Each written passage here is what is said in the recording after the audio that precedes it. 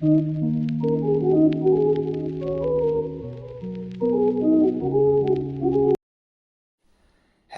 दोस्तों, तो आज का अपना टॉपिक है क्लेविपेक्टोरल fascia.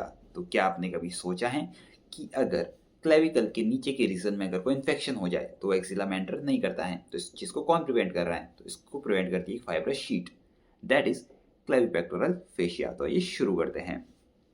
So what is clavipectoral fascia? तो it is a fibrous sheet in clavicular portion behind pectoralis major muscle।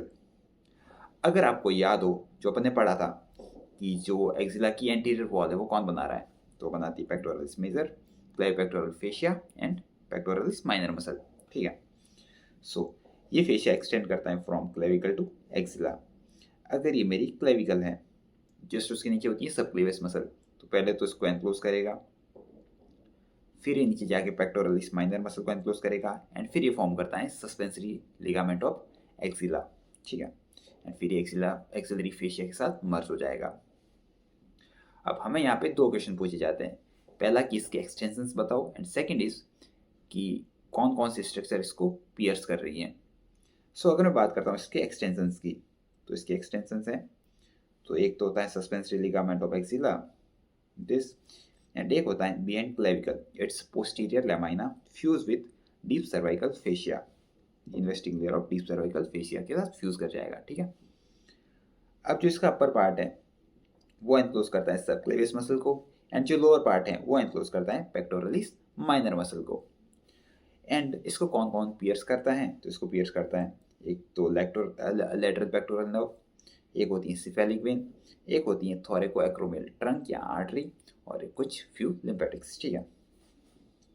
And इसके बाद में बात करता हूँ डेल्टॉइड मसल की। तो यहाँ से अपने से पूछा जाता है कि डेल्टॉइड मसल के अंडर में कौन कौन सी स्ट्रक्चर्स प्रेजेंट होती हैं। सो अब अगर मैं बात करता हूँ डेल्टॉइड मसल कैसे प्रेजेंट है, तो ये कुछ ऐसे प्रेजेंट होती है। एक तो इसका अटैचमेंट कुछ ऐसा होता है यहाँ से, फिर पीछे से ऐसे, और फिर यहाँ पे ऐसे एक्सटेंड करती है।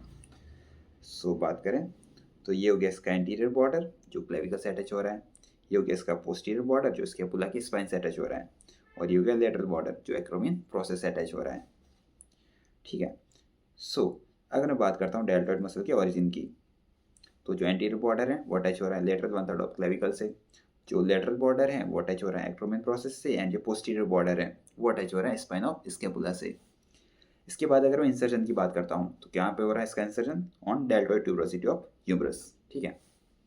एंड जो नर्व सप्लाई है that is axillary nerve supply कर रही है, जो अपने ब्रेकियल प्लेक्सस में पड़ी थी। Root value is C5C6। अब अगर मैं बात करता हूँ स्ट्रक्चर अंडर डेल्टॉइड, तो कुछ बोन्स आती हैं, that is the upper end of humerus and coracoid process. और क्या आता है? तो और इसके अंडर में आता है रोटेटर कप मसल्स। चार मसल्स होती हैं, पता होना चाहिए, that is supraspinatus, infraspinatus, teres minor, and upper part of subscapularis, पता ही होना चाहिए।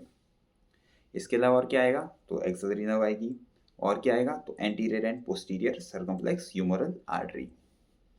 इसके अलावा आता है subscapular, infraspinatus bursa, and subacromial और सब डेल्टॉइड बर्सा भी प्रेजेंट होते हैं। सो ये टॉपिक कुछ ऐसा है। सो आज के लिए इतना ही। Thank you so much.